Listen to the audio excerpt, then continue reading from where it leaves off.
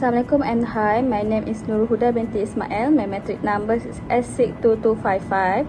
Today we will present the answer for question number 1. For the case question number 1 is about the between Lari Supermarket and Artisan yang berhad.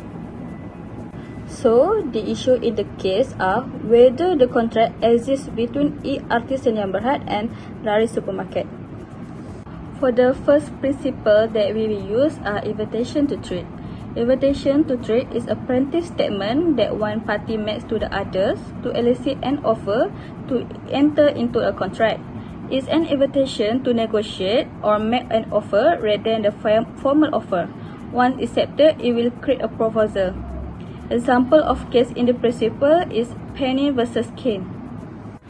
Hi, Assalamualaikum warahmatullahi wabarakatuh. My name is FAIZAH binti HAMZAH. So today I would like to present about the second principle, which is communication of proposal.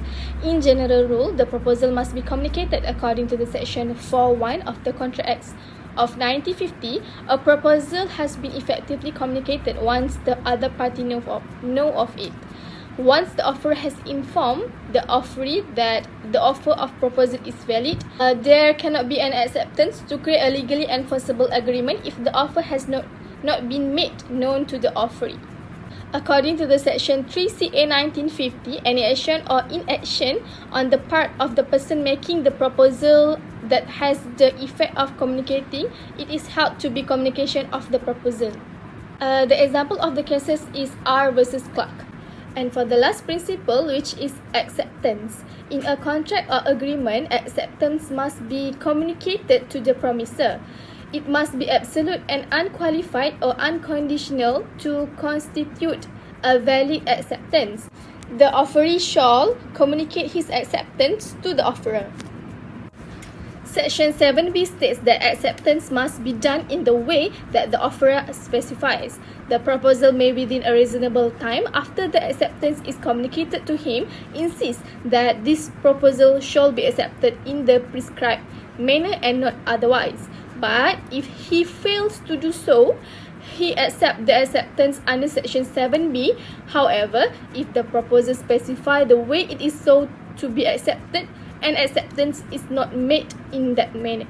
Without communication or silence, it does not constitute an acceptance and it has an invalid acceptance according to the section 2b of the CA 1950.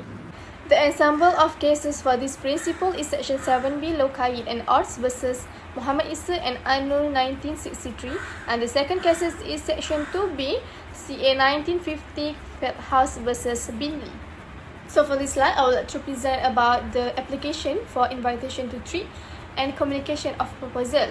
Based on the three principles that we just mentioned before, there is no contract between LM and ERT sendiri yang berhad. This is because the written of documents or quotation given to ERT sendiri yang berhad is only an invitation to trade. They also do not have any contract showing the agreement of both parties to install the system because there is no contract between them yet, and once accepted, it will only make a proposal. In addition, the general rule states that proposal must be communicated. Due ERT's failure to receive a quotation from LM, the agreement between LM Supermarket and ERT is void. This is because the LM representative sent the letter to the wrong address, which prevented ERT from receiving any reply from LM. When the offerer has notified the offeree the proposed offer is valid, there can be no acceptance to make a legally enforceable agreement if the offer has not been communicated to the offer. That's all from me. Thank you. Assalamualaikum warahmatullahi wabarakatuh. My name is Nadia Syakirah binti ZANARIZAM alias ZAHUZIR. My metric number is S63298 and I will continue the presentation. For the third application, acceptance must also be communicated. In this case, we can see that there is no acceptance take place. This is because acceptance must be communicated between offerer and offeree. ERT sendiri yang berhad did not receive any response from Lari Supermarket, and at the same time, ERT sendiri yang berhad did not try to contact Lari Supermarket to ensure what Lari Supermarket wanted. Without communication or silence, it does not constitute acceptance and it is invalid acceptance under section 2b of the Contract Act 1950. In conclusion, the contract made between ERT's Nurulhud and Laris Supermarket is null and invalid because there is no communication between two parties, causing ERT's Nurulhud to install a CCTV system at Laris Supermarket without knowing a clear code from Laris Supermarket such as CCTV brand and also the area to be installed. ERT's Nurulhud does not have the right to demand any payment from Laris Supermarket because the contract can only take place if both parties have communication in the proposal and acceptance that shows agreement between both parties based on Section 2B and Section 4.1 of the Contract Act 1950.